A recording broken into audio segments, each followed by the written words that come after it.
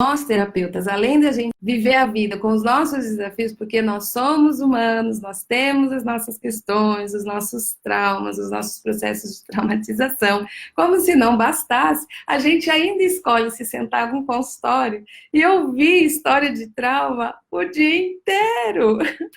A gente é muito doido. E fazendo isso, a gente às vezes não se dá conta do tamanho do nosso desafio. Porque eu estou me expondo a viver na história do cliente todas essas respostas. E eu estou me expondo a possíveis traumas vicários. Que raio que é trauma vicário? Inclusive, eu publiquei, faz mais ou menos 2 semanas, um artigo super interessante dos Estados Unidos, da Stephanie Burns, que o nome do artigo é O que acontece com os terapeutas que passam os dias ouvindo relatos de traumas.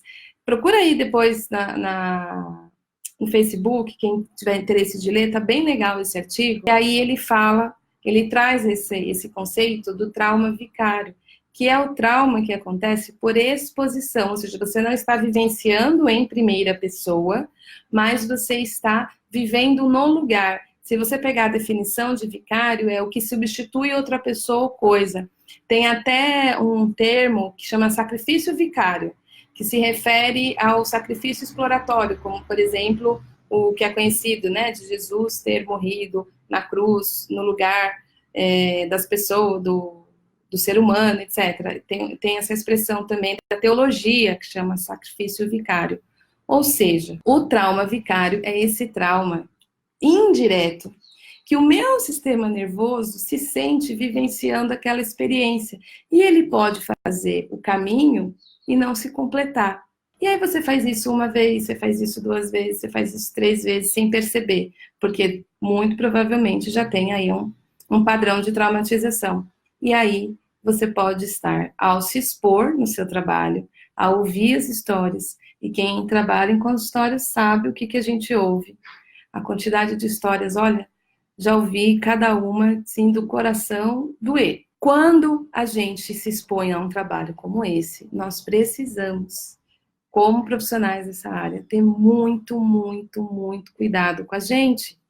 A gente precisa cuidar da gente, a gente precisa do autoconhecimento, que é o que eu falei no início também, que nós profissionais dessa área somos a própria ferramenta de trabalho, porque se você está ouvindo e aquilo está te afetando, está afetando o seu próprio corpo, o teu próprio sistema nervoso, as suas próprias curvas de estresse acumulado.